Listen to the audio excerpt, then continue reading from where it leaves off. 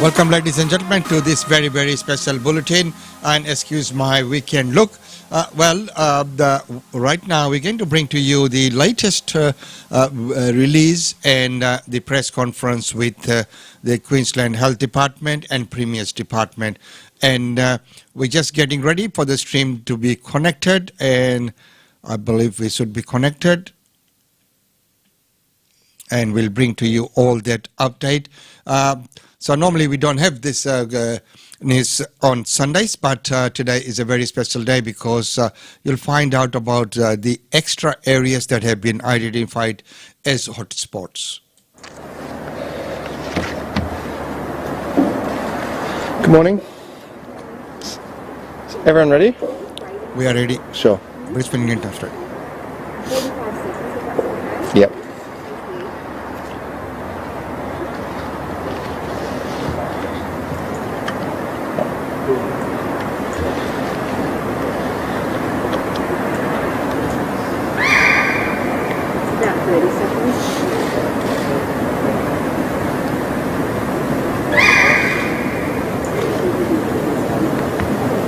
Ready to go.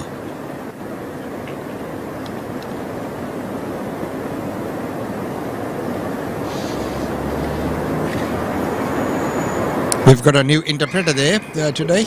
Yes.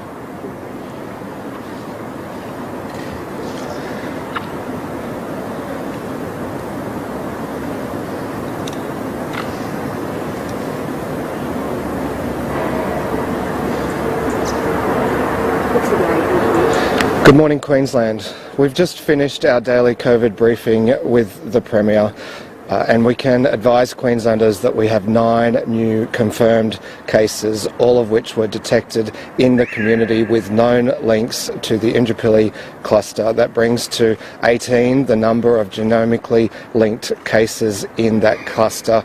They are, of course, all the Delta strain.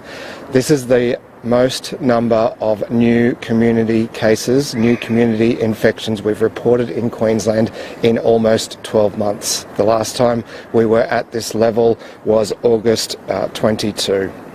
Of the new cases, 4 are linked to a karate school attended by one of the cases that we reported yesterday. That karate school is held at Ironside State School, but it is attended by children from other schools and their parents. One of the new cases from the karate school is a student from Brisbane Boys Grammar. There is one case which is a household contact, the father of the student at Brisbane Boys Grammar. There are 2 cases linked to Indooroopilly State High School and 2 cases linked to Ironside State School. That brings our total number of cases to 1,809, 53 are active. We did 11,468 tests in the last 24-hour period.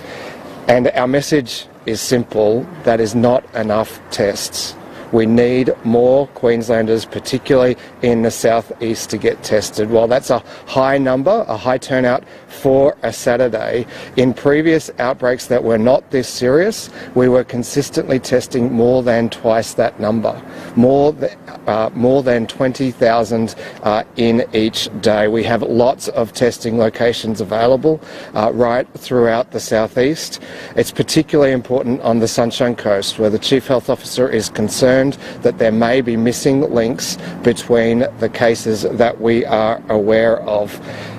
So we'd urge the media, everyone who's on social media right now, to do what they can to get out that message that we need to see more testing, particularly today, tomorrow, Tuesday, to give us the kind of confidence we'll need to make decisions around how long this lockdown should proceed.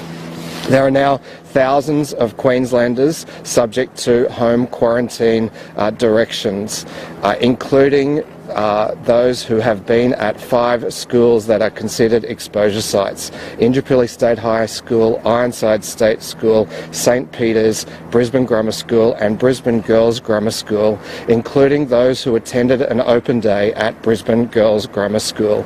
The advice to students and families will vary depending on the risks, the exposure risks at that school, and so we would urge everyone who has been at those schools to heed the advice that the schools are providing to their school communities and the advice being provided by the public health units. They are working as quickly as they can to get those directions to people so that they know exactly how they apply to their households. Throughout yesterday and last night, the NRL worked closely with Queensland Health to develop strict new arrangements to allow for some games to proceed today at one venue with no spectators. It is only possible because the players and officials have been in a bubble for some time. The measures in place are the strictest that have ever been applied and have been assessed according to the public health risks. Also yesterday, we welcomed the declaration from the Commonwealth Government that these 11 LGAs are now considered national hotspots. That means that Queenslanders in those 11 LGAs will be eligible to apply for financial support. Queenslanders who lose more than 20 hours work in a week will be eligible for $750 payment per week, and those who lose under 20 hours work will be eligible for $450. We are advised that the application form will be available by the 7th of August. The Prime Minister and the Premier discussed this yesterday, and we welcome the support of the Commonwealth as we endeavour to get in control of this new Delta outbreak.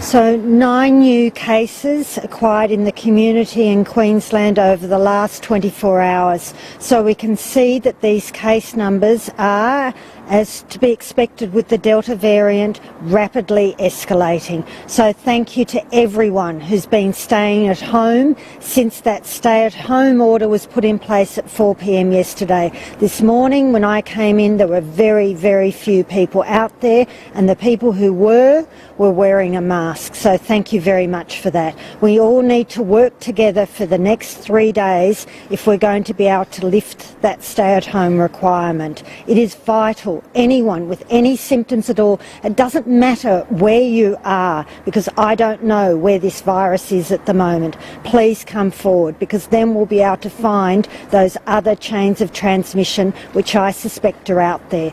And in the Sunshine Coast, please, it is particularly important that you come forward, because I suspect that's where this outbreak started and then has reached a critical level where it started to escalate, and we've picked up at the escalation point, but I still think there will be cases there in the Sunshine Coast that we don't know about, and if we don't find them, they will continue to spread. So that is really critical. I do not have any link between these cases that have happened in Indooroopilly and where it originally started from those 2 people who came into Queensland from overseas with the same genome sequence. So this is critical.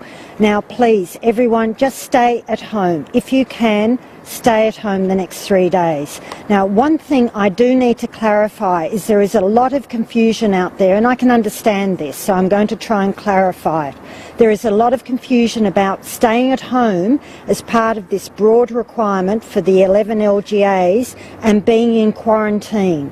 If you are asked to go into quarantine, if you get a phone call and you're told you're now in quarantine, that means you cannot leave your home except to go and get a test. And you will be told to go and get that test. And of course, if you get symptoms at any stage while you're in quarantine, go and get a test. But other than that, there are very, very limited reasons you can leave your home, because you are very high risk. We need you to be at home, so therefore, if we've got everyone that we can find that's at risk, then there's that possibility that we'll be able to remove those stay-at-home orders for everyone else in 3 days' time. So I just reiterate, if you're asked to quarantine, that is different to what we're saying to the general community. You cannot leave for exercise.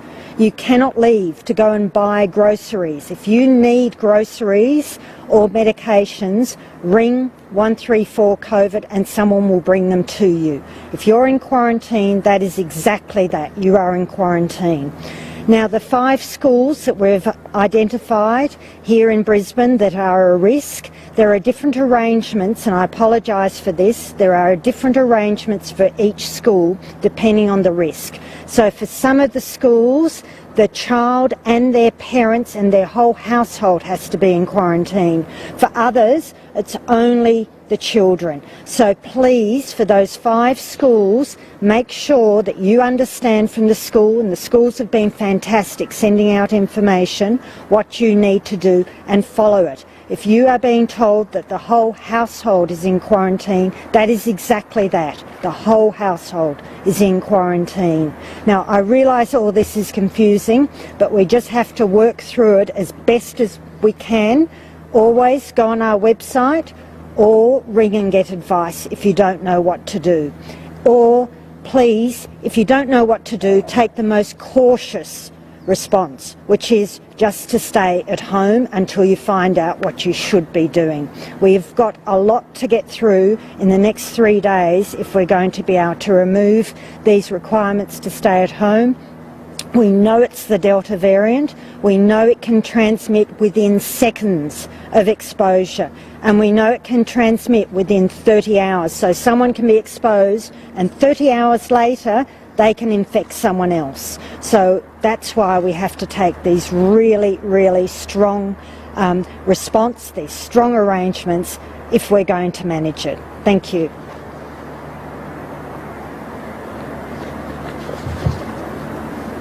So as the Deputy Premier said, it has been 12 months since we had at least 9 cases in the community recorded in a single 24-hour period. But this time, we're dealing with a virus that spreads in hours, not days. So we must be vigilant. Our testing numbers are not high enough. Yesterday, I talked about the number of cases New South Wales has, over 3,000 in 6 weeks. What I'm more concerned about is the number 14. New South Wales has recorded on average 1 death every 3 days from this virus. 1 death every 3 days. So we cannot be complacent. We want more people coming out and testing. We will be putting out on many social media platforms today where you can find testing sites in your local area. For example, around Indooroopilly, we have the Turinga car collection site open from 8 to 4 today. We have the Marta South Brisbane Collection Centre open from 8 to 4 today.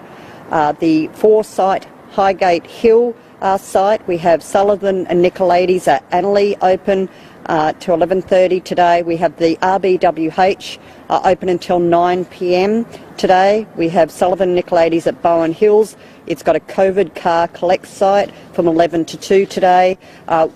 Importantly, Sunshine Coast, we have the Minor Injuries and Illness Centre clinic at Caloundra, the Caloundra Specialist Ambulatory Care. It's open from 8 a.m. to 8 p.m. You need to call before booking there, but please, we want people coming out and getting tested. The 4-site Maroochydore, 7:30 to 5. The 4-site at Buderim, 7:30 to 5. Nambour General Hospital, 8 to 4 today. Currumbin COVID Clinic, 8 to 4. And 4-site Moffat Beach COVID Clinic, 8 to 2. This is just some of the sites. We will monitor our sites again today. And if need be, we will look at standing up additional sites and potential drive-through sites, depending on where the most demand is. We ask people to be patient. We know you are likely to wait, whether it's a walk-in or a drive-in clinic. Remember to wear your mask, especially if you're lining up at any of these testing clinics. But it doesn't matter where you are in Brisbane or anywhere in Queensland. If you have any symptoms whatsoever, you must come forward and you must get tested. I also need to report that I will be writing to the clerk of the Queensland Legislative Assembly today. I've spoken to the Speaker this morning, and I will be writing to propose a change to our estimates hearings. Already we know Tuesday and Wednesday next week cannot go ahead because those members who otherwise would have travelled from the regions to attend the estimates hearing on Wednesday, if the lockdown does lift on Tuesday afternoon, would have had to travel on Tuesday, which would be in breach of the directives to travel into the lockdown area. So we will be rescheduling those 3 days of hearing to the following week. So they will now be on Tuesday, Thursday and Friday, acknowledging that there is an ECA show day on the Wednesday. So that is the Transport and Resources Committee will be Tuesday the 10th of August, the Legal Affairs and Safety Committee will be on Thursday the 12th of August, and Community Support and Services on Friday the 13th of August. And I've notified the opposition, the Manager of Opposition Business this morning as well of this change. We hope this means that it can go ahead, but of course there may be changes to restrictions if the lockdowns are lifted, and we will need to manage those changes as well. So I thank everyone for their patience. Again, please only leave your home to get tested, or essential services over the next couple of days for the lockdown. And for those who are being asked to quarantine at home, it is a lawful direction. You must stay at home and only leave home to get a test. If you are unwell or need any support whatsoever, you ring 134 COVID. Thank you.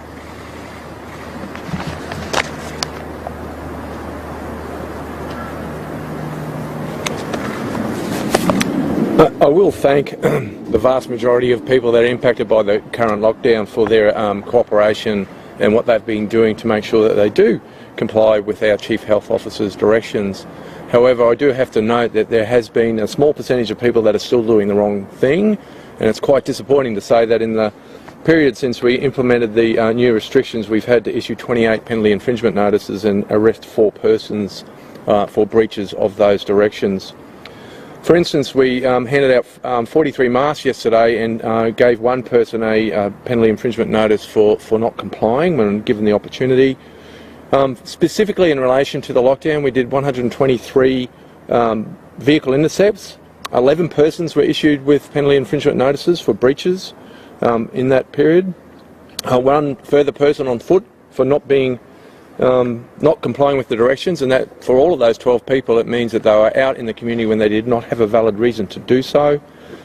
We received 80 calls for service from our community around private residence activities, and of those ones that we visited, 11 were issued with penalty infringement notices for having private gatherings against the directions, and a further 4 were arrested, which is terribly disappointing to think that people, when our officers come around, do give them the opportunity to comply, and they chose not to.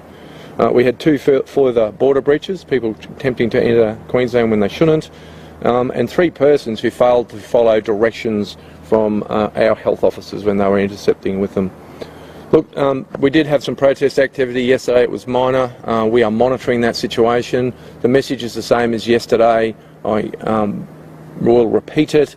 Now is not the time to protest. You can protest lawfully in this state. We have a long history of allowing people to have lawful protests and go about their business in doing so, but now is not the time, and we will take a very strict stance on that if anyone chooses to do so. Thank you.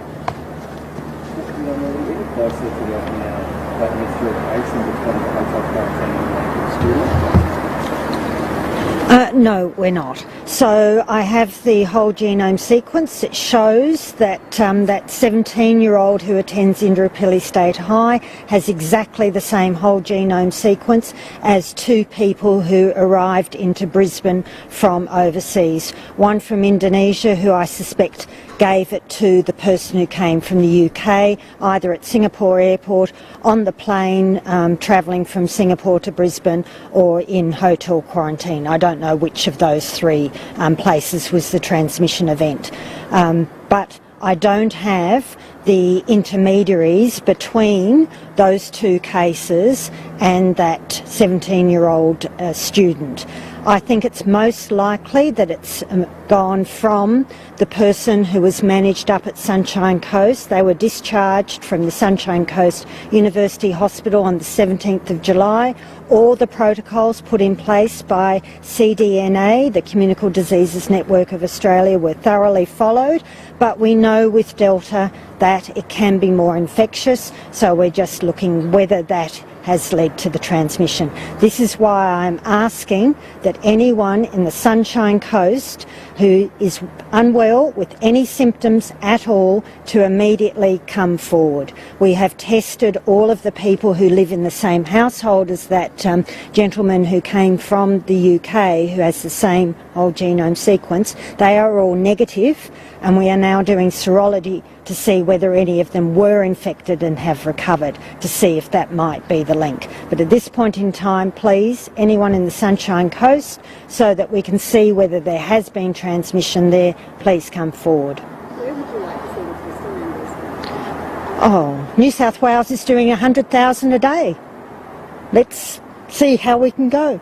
So, of course, we wouldn't aim for 100,000 a day. Their population is nearly double ours, but I would like to see numbers around that 40,000 level, which is what we've seen in the past. And you said there was some confusion with the quarantine rules. Have people been leaving quarantine when they shouldn't? No, this is what is so fantastic. People are just unsure, so they're erring on the side of caution, and then asking can they or can't they. So it is brilliant. The response by people has been first class. It really has. So we're just working through with people, because if there are people who are confused but doing absolutely the right thing, I just want to make sure that there are other people who might be confused and not err on that side of caution. So that's why I'm saying, if you're not sure what you're meant to be doing, just check. So those 5 schools, it is confusing. Each school has a different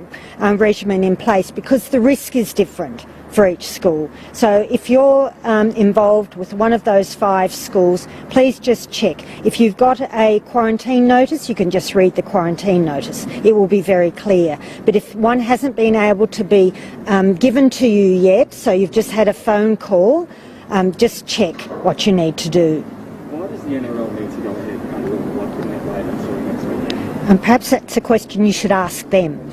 So from my point of view, I made the decision that based on the plans they had in place, that they could not go ahead, and they immediately cancelled all of their games yesterday, although the lockdown only came into force at 4 o'clock. Then they went and thoroughly reviewed their plans, put in a lot of additional mitigating factors, and re-presented those new plans to me. So these are different plans to the ones that they were working under last year. This is a different virus. I reviewed those new plans, and I am confident that with those new arrangements that this is of minimal risk. So I've allowed them to go ahead without any spectators and minimal numbers of support staff. I do have that authority under the Public Health Act, yes, I can make those decisions. But after 4 p.m. So it was an NRL decision to cancel the games prior to 4 p.m, which was excellent on their part. They understood the message, they understood the risks, so they cancelled the games, and then they came back to me and said, if we do all of these additional things, would you support us going ahead without spectators?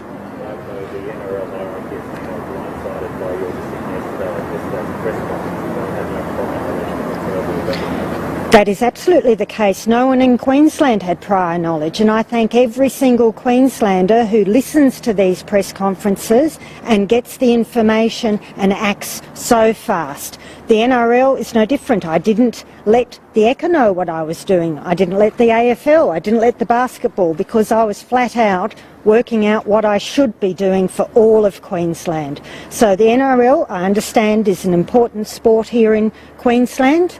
But I'm sorry, I just didn't have time to go and talk to all of these people individually. I talked to them through these press conferences. When it comes to lifting the lockdown, is there a number of cases we need to be under for you to make that decision? Is that a threshold you're working on? The threshold is that I am confident that all of the cases that potentially have been exposed are safely in quarantine and are unlikely to end up having been infectious out in the community, so unlikely to have been out there spreading. So the purpose of the lockdown is to stop the virus spreading.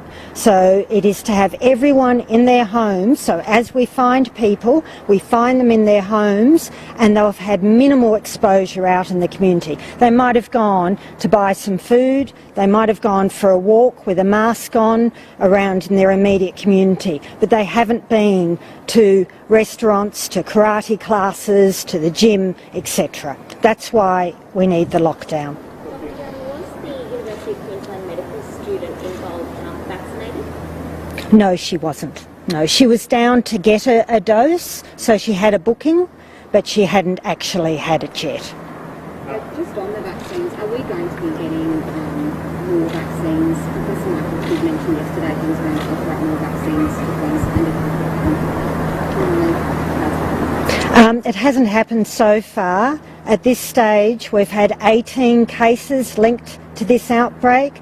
New South Wales has had over 3,000, so of course the Commonwealth is focused on New South Wales, and so they should be.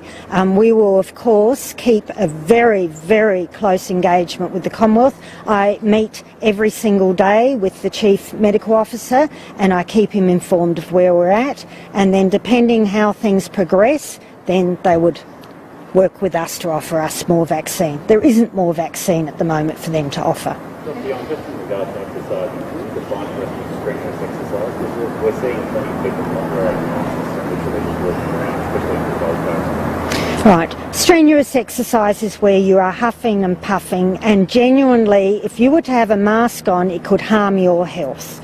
Walking around for the vast majority of people is not strenuous exercise. Perhaps if you're in your 90s and you are struggling, then that would probably be strenuous exercise. But for most people my age, it's not strenuous exercise. And when we make a call on the ECHA, obviously, we're waiting to see how this progresses. Of course I am. So I'm very, very grateful to the ECHA that they made that decision after talking with me to delay setting up, because that would have brought people into Brisbane from outside the southeast corner and increased the risks for those people coming in who then would go out. So the ECHA is working very, very closely with us. Is this the first time it's been spreading through schools like this? And Yeah. is that a worry for you? Yes. I feel like we haven't seen that so far. Yes, that's a very, very astute observation. I am concerned. I think it's masks. I genuinely think that masks have made a big difference. And I am worried that this is spreading in schools because, of course, they don't use masks. So we have introduced, when schools are back on Monday and Tuesday, for that very small number of children who are children of essential workers or vulnerable children, that all children in secondary school from year 7 onwards, doesn't matter their age, there might be some 11-year-olds there for instance, that they must wear masks, and all teachers for primary school and for high school, unless they're teaching children who are deaf, all teachers and staff must wear masks across the entire school spectrum. Back on the NL.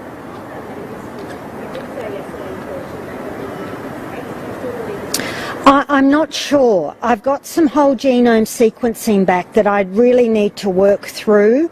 Looking at the epidemiology, it would suggest that the medical student was the index case when I look at the time frames when the other people became unwell. But there are some people in that family who haven't had symptoms. And if you don't have symptoms, it's really hard to work out when an illness started. So I'm not sure that the medical student is the absolute index case. We're just working that through. No. She's attended classes at Royal Brisbane Hospital and also at St Lucia at the medical school there, and at PA at the TRI. Just back on the NRL, some people are saying it's double standards because it was a no yesterday, then they sort of write to you and it seems like the rules then businesses don't get that chance to come to you and say, oh, if we do this, are we allowed to open? Do you understand how that's frustrating to people? Oh, it's very, very frustrating, and of course I sympathise, and the last thing I want to see is any business that's been closed and has got into financial difficulty. It is very, very difficult. But we have to manage this. Now, the difference with the NRL is that they've actually been in a bubble. I know there's been some breaches, which the NRL has taken very seriously each time, and they've assured me that they will manage their people so there aren't breaches, but they have been in a bubble for quite a while, so they're nowhere near the same risk as we see in other businesses who haven't been in bubbles. They've been dealing with the community face to face, day after day. So it is a totally different situation. I was not happy with the plans that were in place because they were based on a different variant, a different situation where we were last year. So I just said no. Then the NRL went and looked at those plans and looked at how they could increase the restrictions and manage them to make them much safer. Dr. Young, we've heard about some people, the guests quarantining in South Bank, which has been transferred out of it. Do you know anything Yes. about that? I do, thank you. So South Bank Ridges, after I think it's nearly 18 months, have decided that they want to go back to being a normal hotel. They have done an absolutely brilliant job. I was very, very sad when they told us that, but I can understand it. This is such hard work. It is extraordinarily hard work for the hotel management, for the staff, for all of their arrangements, and they want to go back to being a normal hotel. So we're working with them. They allowed us to keep putting people in there right to the last day because we've just had so many requirements put in place for needing hotels. So they worked with us, but now as we're coming to the end of the time that they're available, we will have to move guests to another hotel. Could I get a question for you? Just in regards to protest, we understand this collective protest activity against the immediate the city. Sure. Have you got anything on your radar for that? Look, we are prepared in case some people do intend to protest. What we do is we have an engagement approach with protesters and their organisers to try and talk them through it, and obviously in this instance trying to encourage them not to. So that will be ongoing. So I'm hopeful that we'll be able to work through that.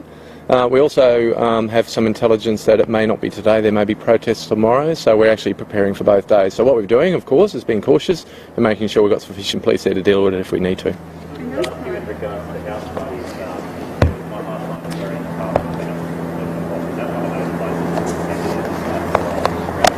places? Unfortunately, as I said, there was 80 calls for service, so thank you to the Queenslanders that have rung us up when they're concerned around the conduct of people in residences. I don't have the details for all of those. Wouldn't surprise me, but of course we'll put something out later to explain what all of those actions that we've taken were. Just finally, in regards to the funding we give, what's the funding for Look, our police officers, wherever they are, will be undertaking checks of people to make sure that they're doing the right thing. For instance, I was on the Sunshine Coast this morning and there were two young officers there checking people that were in the area where I was that were getting coffees to make sure that they were doing the right thing. Now, our officers will do that very politely and work with people and make sure that they are doing the right thing, and I'm very happy to say everyone was doing the right thing there. But the point is, probably for convenience as much as anything, I do suggest people to carry ID, because if we're trying to check if someone's where they should be, it makes it a lot simpler for everybody if you can do that quickly.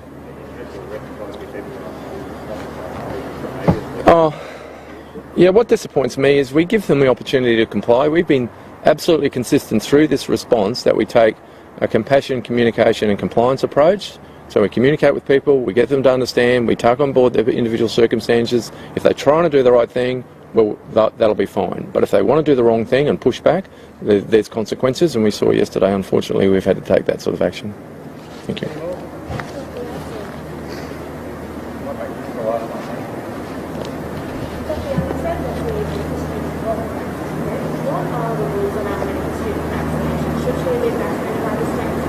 So we gave information to all the universities back on the 23rd of February saying that healthcare students were part of 1B and could get vaccinated. But I'll be honest with you, my priority was actually healthcare workers. It was more important to get as many of our healthcare workers vaccinated, and students came second. So she did have an appointment for a vaccine in the next week. She had that appointment made. She'd done her best to try and get vaccinated, but she just couldn't access a vaccine. So as a result of that, I have said that when we go into a restrictions arrangement, as we had most recently, that healthcare worker students who weren't vaccinated could not do clinical placements in vulnerable settings, hospitals, aged care, disability care. So they know they should be vaccinated, but they're struggling to get vaccine. Did you have the number of people in quarantine from the school? I've got quarantine numbers, but I don't think they're up to date because the numbers are much larger than this. So on our formal database this morning, we've got 5,869 people in total in quarantine, 1,877 are in home quarantine.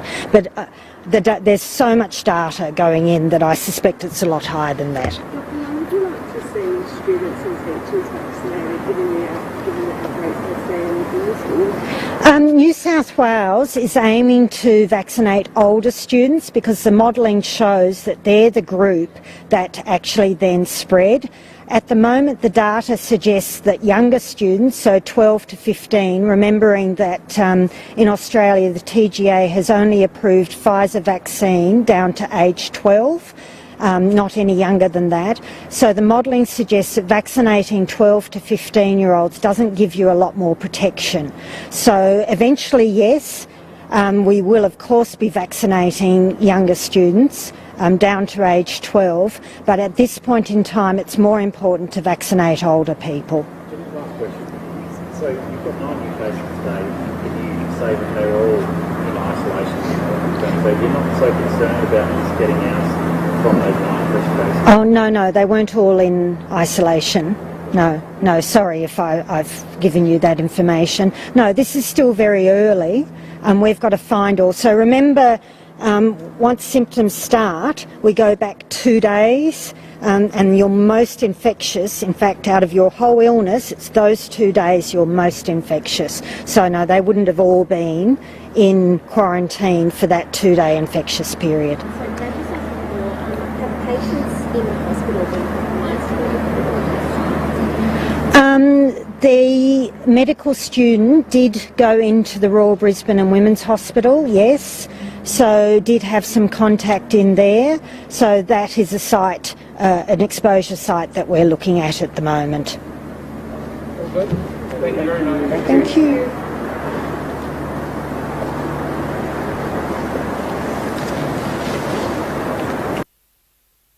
Are we log off? Yep. Okay. So, ladies and gentlemen, they were up to date on the restrictions. By the looks of it, it might go beyond the Tuesday at this stage, and we'll keep you updated as I mentioned as soon as we get notification, because we are on the database, and as soon as they go live or there's a new media release that's put in, we do get an alert, and they've asked us to get the message out to our community as soon as we can. So that's what we're trying to do. Our little bit, everyone else has to do their bit as well. So, ladies and gentlemen, that's been that update. And I'd like to thank everyone who joined us last night at the Live Music Junction, which was a spur-of-the-moment decision, and we've quickly put something together, but it's good to see that. So, the message is very, very clear. Stay home, stay put, unless you really have to be out and about. Make sure you do have that valid reason. And if you are going, for exercise, walking within your area, which we have to do, which I do every morning on the riverside, but you have to have your mask unless it's a very strenuous exercise, as Dr. Jeanette Yang quite rightfully mentioned, that it does not, just walking for fitness does not qualify as a strenuous exercise, and you have to have the mask on. So, most of the people are doing the right thing, but you can still see there are some people who don't. So right now, it's been that update. Until the next update, it's goodbye from me.